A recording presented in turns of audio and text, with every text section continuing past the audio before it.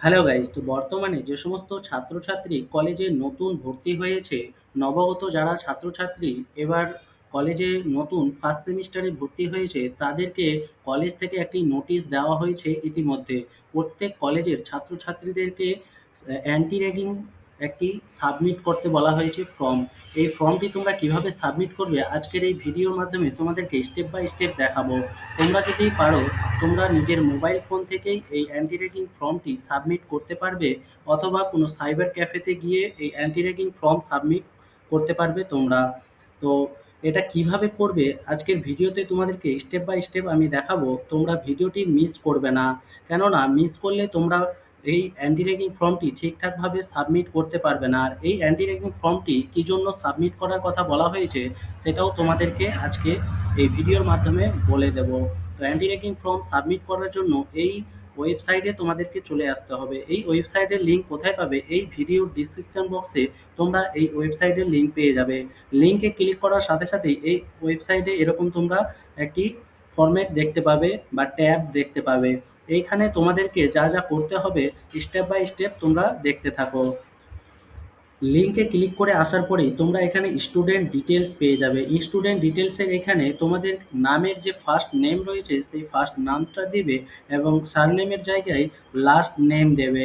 এরপরে তোমরা তোমাদের মোবাইল নাম্বারটি দিবে এবং ইমেল আইডি দিবে। এবার তোমরা কোন জেন্ডার, মেল না ফিমেল, সেটা তোমরা এখানে সিলেক্ট করে দেবে। এরপরে তোমাদের যে সিটি আছে সেই সিটিটা তোমরা এখানে দিবে। তোমাদের ডিস্ট্রিক্টের নাম দিতে পারবে এইখানে। এবার স্টেট, তোমরা কোন রাজ্যের ছাত্রছাত্রী সেই রাজ্যটা তোমরা এখানে সিলেক্ট করবে।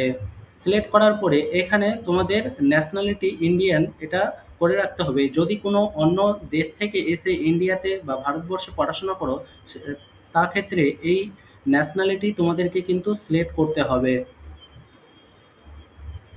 এর পরের স্টেপে তোমরা এখানে প্যারেন্ট বা গার্জেন ডিটেলস এখানে পেয়ে যাবে। এই প্যারেন্টস বা গার্জেন ডিটেলসের জায়গায় তোমাদের প্যারেন্টস বা গার্জেনের নাম লিখবে।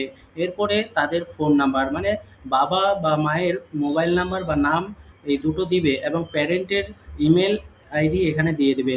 প্যারেন্টস কোন জায়গায় বাস করে সেই জায়গার সিটি দিয়ে দেবে।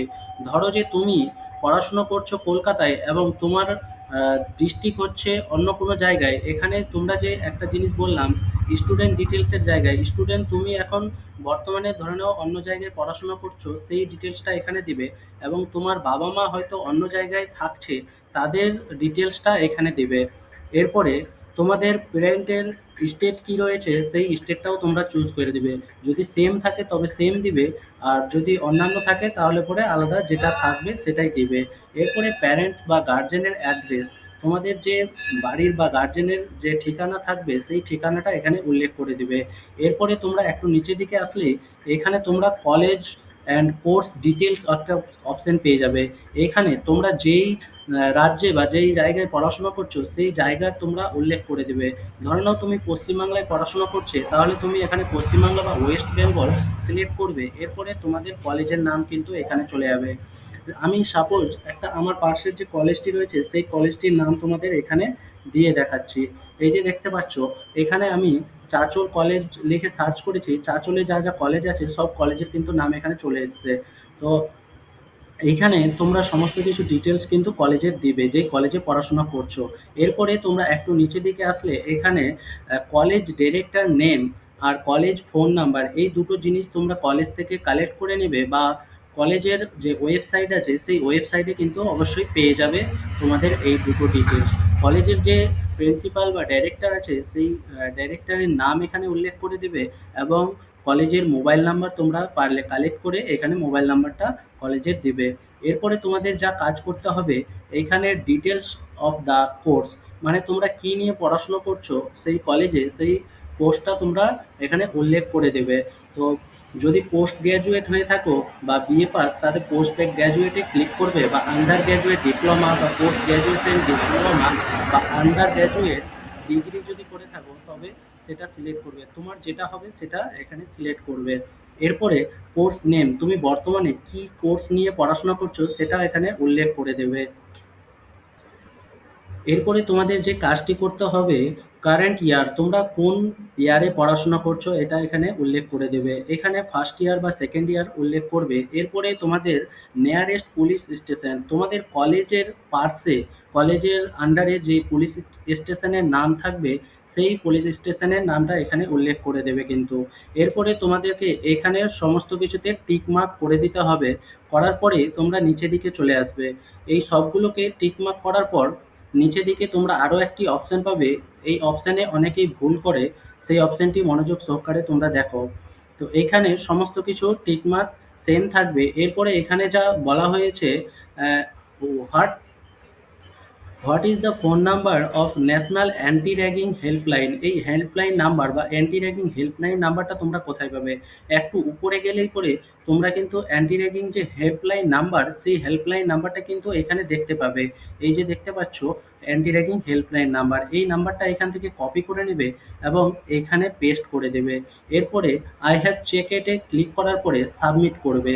সাবমিট করার পরে তোমাদের যা কাজটি করতে হবে, সাবমিট করার পরে কিন্তু তোমরা একটা অ্যান্টি র্যাগিং নাম্বার পেয়ে যাবে। এবার এতদূর পর্যন্ত তোমরা সাবমিট করার পরে তোমরা কি করবে? এবার তোমাদের যে সার্টিফিকেট বা অ্যান্টি র্যাগিং ফর্ম সাবমিট হয়েছে সেই ফর্মটি তোমরা কিভাবে ডাউনলোড করবে, ডাউনলোড প্রসেসটাও তোমাদেরকে দেখিয়ে দিচ্ছি।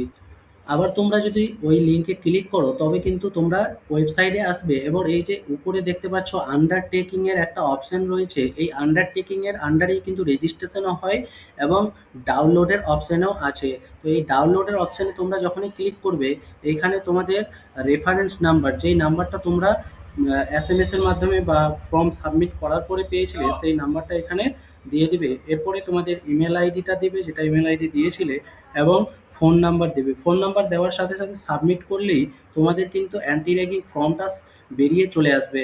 তো অ্যান্টি র্যাগিং ফর্ম কী জন্য সাবমিট করা হয়েছে ইতিমধ্যে কিন্তু তোমরা হয়তো বুঝতে পেরে গেছো সাবমিট কী জন্য করতে বলা হচ্ছে। কলেজে যে র্যাগিং চলছে সেই র্যাগিংয়ের অনুযায়ী কিন্তু অ্যান্টি র্যাগিং ফর্ম সাবমিট সমস্ত ছাত্রছাত্রীদের কাছ থেকে নেওয়া হয়। এই ফর্ম যখনই সাবমিট করা থাকবে পুলিশের কাছে তোমার তথ্য থাকবে এবং তুমি যে কলেজে পড়াশোনা করছো সেই পড়াশোনার তথ্যও কিন্তু গভর্নমেন্টের কাছে থাকবে। যদি বাই চান্স কলেজ পড়াশোনার ক্ষেত্রে তোমার কোনো সমস্যা হয় তবে কিন্তু পুলিশ পদক্ষেপ নিতে বাধ্যতামূলক। তো অ্যান্টি র্যাগিং ফর্ম কিন্তু সমস্ত ছাত্রছাত্রীকেই সাবমিট করতে হবে। ভিডিওটি ভালো লাগলে অবশ্যই লাইক, শেয়ার, কমেন্ট করবে এবং বন্ধুদের সাথে বেশি বেশি করে শেয়ার করবে, তারা যেন নিজে থেকেই ফোন থেকে বা ল্যাপটপ থেকে নিজেরাই করতে পারে।